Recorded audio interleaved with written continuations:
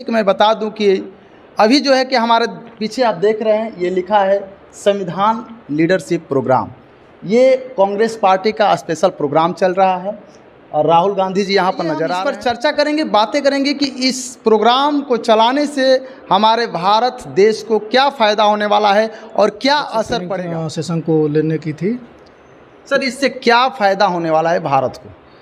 ऐसा कि आप हम सभी लोग जैसा कि देख ही रहे हैं कि जी सर, अभी जो है कि संविधान लीडरशिप प्रोग्राम को चलाया जा रहा है और इससे क्या मतलब प्रभाव पड़ने वाला है हमारे भारत में?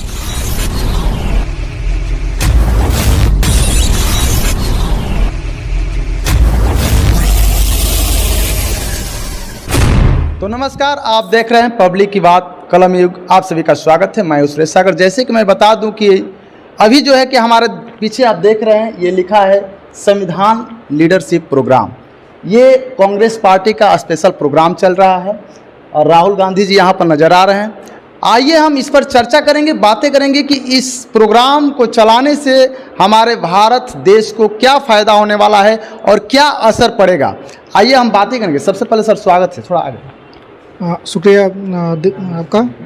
सर क्या नाम है आपका? मैं गौतम शर्मा और पूरे बिहार में हम लोग संविधान लीडरशिप प्रोग्राम चला रहे हैं, जिसमें मेरी जिम्मेदारी बक्सर ट्रेनिंग सेशन को लेने की थी। सर, इससे क्या फ़ायदा होने वाला है भारत को?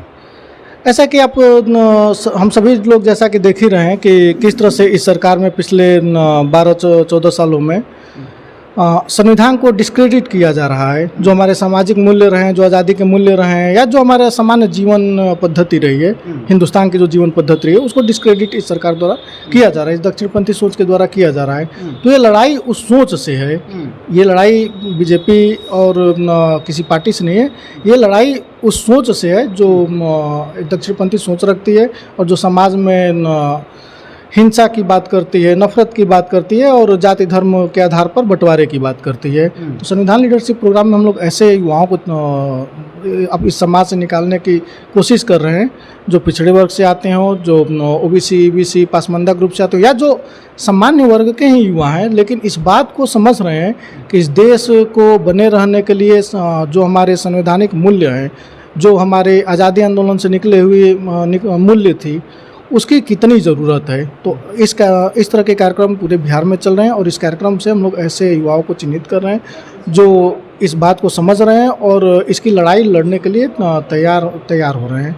वो हमारे संविधान लीडरशिप प्रोग्राम में आएंगे और हमारे सिस्टम का हिस्सा बनेंगे और जो भी मदद उनको हो सकती है इस संविधान लीडरशिप प्रोग्राम के तहत, राहुल गांधी जी की सोच के तहत, हम लोग उनको स्थानीय स्तर पर मदद करेंगे, जहाँ पे वो स्थानीय मुद्दों की समझ विकसित कर सके और स्थानीय लोगों को इकट्ठा कर सकें। अब जब इलेक्शन नज़दीक आता है तो सारी पार्टियां अपना अपना नियम कानून और अलग अलग जो है कि रूल रेगुलेशन पैदा करती है और उसको फॉलो करने के लोगों को कहती है और बताती है। जैसे कि अभी लीडरशिप प्रोग्राम जो है कि संविधान लीडरशिप प्रोग्राम, वैसे ही अभी आरजेडी के जो है कि तेजस्वी यादव जी का भी कहना है, जो कि महागठबंधन में है, उनका भी कहना है कि माई बहन मान योजना के तहत 2500 रुपये हर महिलाओं के खाते में देंगे।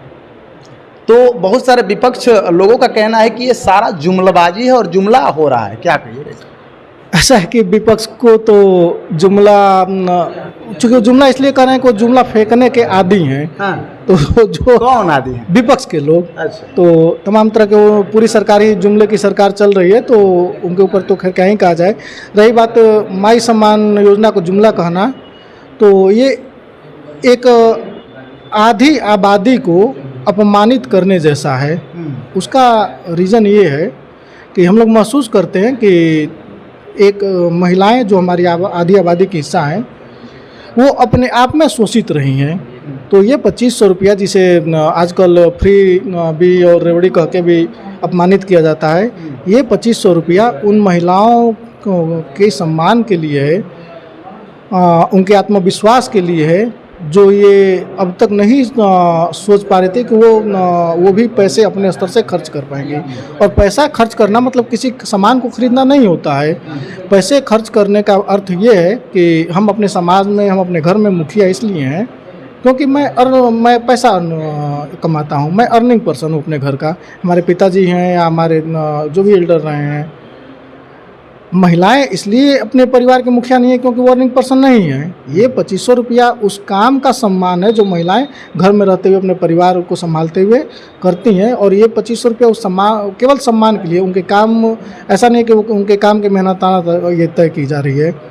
मेहनताना तो कुछ भी हो ही नहीं सकता जिस तरह से वो सेक्रीफाई करती हैं।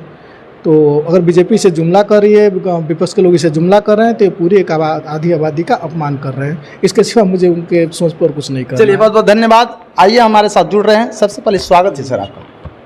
क्या नाम है सर? हरिराम मिश्रा हमारा नाम है।